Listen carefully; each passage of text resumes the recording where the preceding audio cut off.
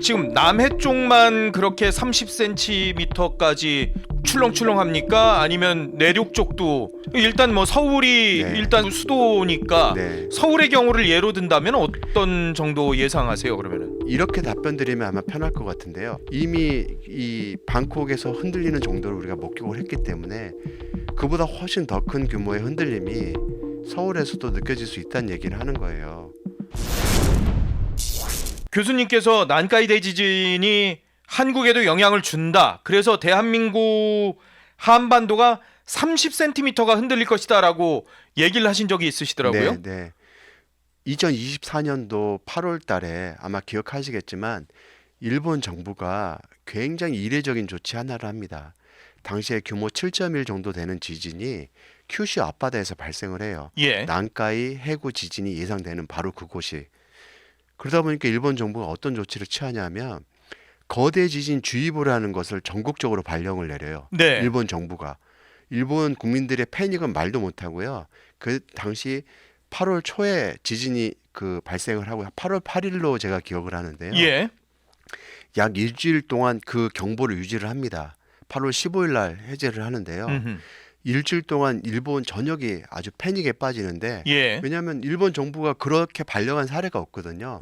근데 왜 일본 정부가 그런 경보를 발행을 했냐 하면 예.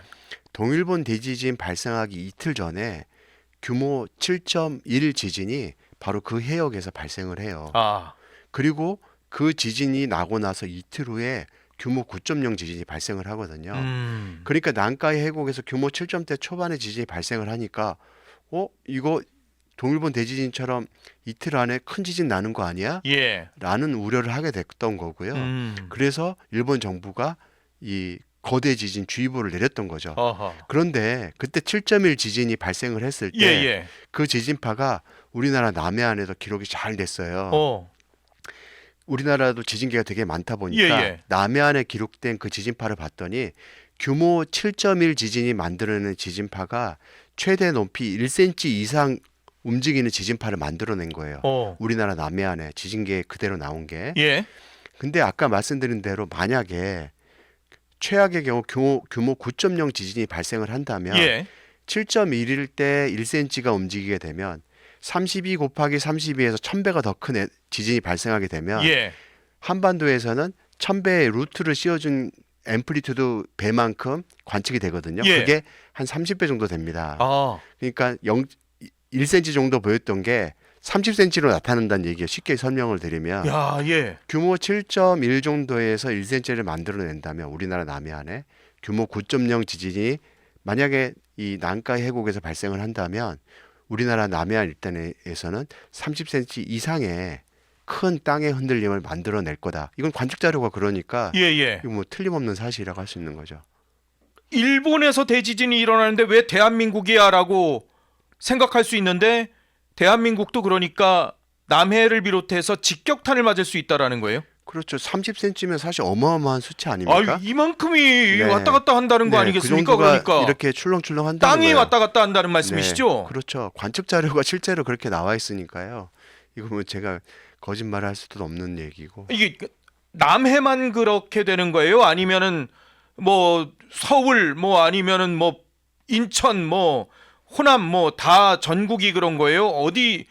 남해안 일대에서 당연히 제일 크고요. 거리가 멀어질수록 지진파의 진폭은 점점 감소하는 건 사실입니다. 남해안 일대라고 하면은 부산 뭐 해서 이쪽 통영 이쪽 남쪽 해안을 따라서 관측되는 지진파 여수 뭐 이런 데까지 다요? 네, 거기가 1cm 정도의 진폭을 보이는 지진파가 관측이 됐었고요. 그 2024년도 8월 8일 지진에 의해서요. 그러면 그걸 유추해 보건대 이번 난카이에서 혹시라도 9.0 정도의 대지진이 발생한다면 부산, 통영, 뭐 여수 뭐 이런 남해안 일대에서는 30cm 가까이 땅이 치솟거나 빠질 수 있는 이런 상황이 그렇죠. 그렇게 출렁출렁하는 출렁출렁 한다는 얘기죠.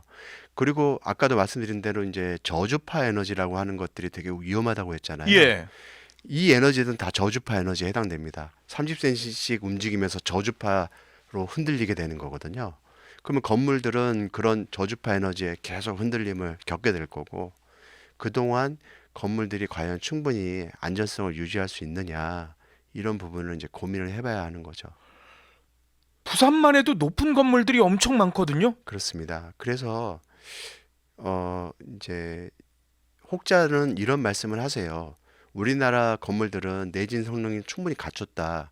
저도 이제 그 말에 굉장히 동의하고요. 예. 고층 건물에 대한 내진 성능을 구축하기 시작한 거는 이미 2000년 들어서기 전부터 우리가 그 법률화가 돼서 예. 이루어지고 있거든요. 아, 25년 이전부터. 네, 그렇습니다. 2000년 이전부터. 예. 예, 그런데 문제는 뭐냐면 우리가 겪어보지 않았다라는 거예요. 이런 일이 처음일 거라는 거죠. 1944년과 1946년도에 난카이 해곡에서 마지막으로 큰 지진이 발생을 했어요. 예. 그때는 우리나라 고층 건물이 당연히 없었겠죠. 예, 예. 이제 고층 건물이 우리나라에 굉장히 즐비해 있는 상황에서 이런 저주파 에너지와 큰 규모의 지진을 처음 겪게 될 거예요. 이럴 그렇죠. 때 과연 우리가 내진 성능을 충분히 잘했다고 하는데 잘 견디면 다행이겠지만 예, 예. 만약에 혹시라도 실수가 있었다면 아니면 고려하지 못한 게 있었으면 어떨까라는 이제 우려도 있는 거거든요. 그럼요. 그래서 지금이라도 규모 9.0의 시나리오는 사실 뭐 최악의 시나리오라고 할 수 있지만 예. 우리가 부족한 건 없는지 이런 것들을 좀 살펴보는 계기도 됐으면 합니다. 지금 남해 쪽만 그렇게 30cm까지 출렁출렁합니까? 아니면 내륙 쪽도 영향이 있습니까? 점점 줄어드는 거죠. 이제 30cm, 28cm, 25cm 하면서 쭉쭉 이제 줄어드는 거죠. 일단 뭐 서울이 네. 일단 서울 수도니까 네. 서울의 경우를 예로 든다면 어떤 정도 예상하세요? 그러면은 이렇게 답변 드리면 아마 편할 것 같은데요. 아까 규모 7.7 지진이 1000km 떨어진 곳에 큰 고층 건물들을 흔들었다고 설명을 예. 드렸잖아요. 이번에는 규모가 9.0이고요. 네. 서울까지 거리를 해봐야 아시다시피 부산에서 서울까지 한 500여 킬로 정도 예. 되잖아요. 부산까지 500킬로 채 안 되거든요. 예. 난카이 해곡에서 이 서울까지 해봐야 1000킬로 정도밖에 안 됩니다. 그 안에 들어갔는데 규모가 훨씬 더 큰 지진이 발생을 하는 상황이에요. 예. 이미 이 방콕에서 흔들리는 정도를 우리가 목격을 했기 때문에 그보다 훨씬 더 큰 규모의 흔들림이 서울에서도 느껴질 수 있다는 얘기를 하는 거예요. 그러니까 그런 상태가 과연 이어질 때 예. 안전할 수 있는 건물들은 어느 정도일까? 이게 이제 남의 얘기가 아니라는 이유가 바로 그런 부분입니다.